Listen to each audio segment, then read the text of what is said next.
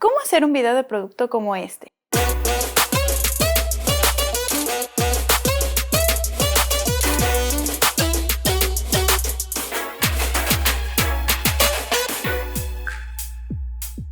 Les voy a explicar cómo lograrlo y para esto vamos a hacer el video con este producto que es una luz continua. Pero tú puedes hacer el video con el producto que más te guste. No precisamente tendrá que ser tecnología. Puedes ambientar tu set como tú quieras. En este caso yo usé una base negra, es una base reflejante y de fondo tengo una tela de terciopelo negro. Esto para que absorba la luz y pues no se vea nada ahí en el fondo. La idea para estos videos que yo hago es que no haya texturas ni colores, pero por supuesto tú puedes hacerlo diferente.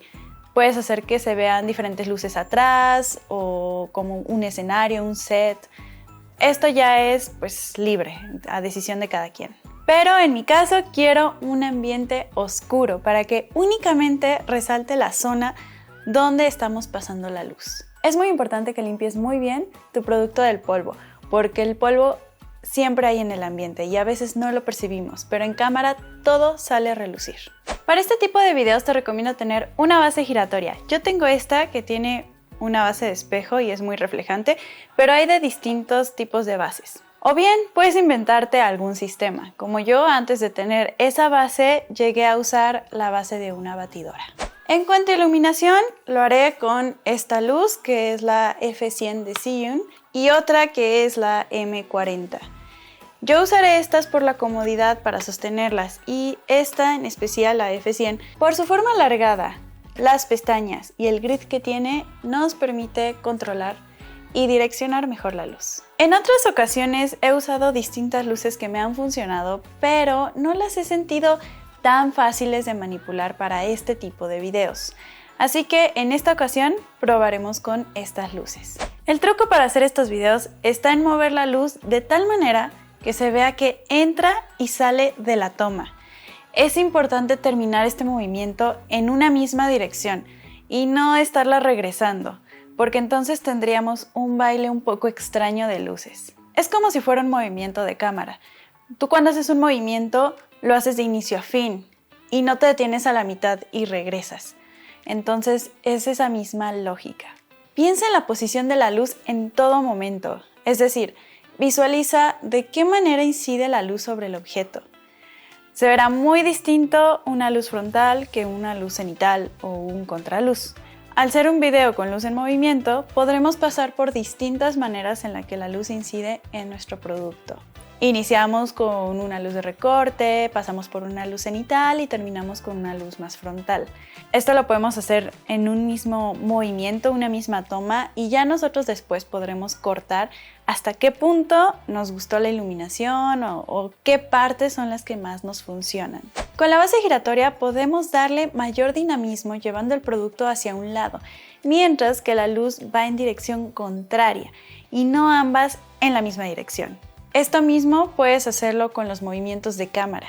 Mientras la base giratoria va hacia un lado, la cámara hacia el otro, o la luz va hacia un lado y la cámara hacia otro. En esta ocasión, yo dejé la cámara fija en un tripié para poder mover la luz. Si tú tienes a alguien que te ayude, una persona puede mover la luz mientras otra hace movimientos de cámara, que también suman dinamismo a las tomas. Sin embargo, podemos grabar como yo lo hice, con cámara fija, y en edición jugar con escalas y rotaciones. Para esto yo recomiendo grabar en una resolución mayor a la que quieres en tu video exportado, para poder tener mayor rango de recorte en las escalas sin perder resolución, pues al escalarlo vas a perder un poquito de calidad o de resolución. Puede ser no muy evidente o puede ser que sí. Esto ya lo dejo a su consideración, mi recomendación sería esta, pero claro, también va a depender de muchos otros factores. La ventaja es que actualmente hay programas que ayudan a crecer el tamaño de videos con inteligencia artificial. Así que si tú lo quieres exportar en 4K y dices, bueno, tendría que grabar en 6K o en 8K, pero ya es demasiado, graba en 4K, escalas, haz tu secuencia en Full HD, lo exportas y luego lo pasas a esta inteligencia artificial que te va a ayudar a escalarlo a 4K. La verdad no lo he probado muy bien esta parte de los programas que ayudan a aumentar el tamaño de un video. Sé que hay un programa que lo hace muy bien, Pero en este video no voy a meterme en ese tema, solamente lo comentaré como dato general, ya que pues puede ser una gran herramienta en caso necesario.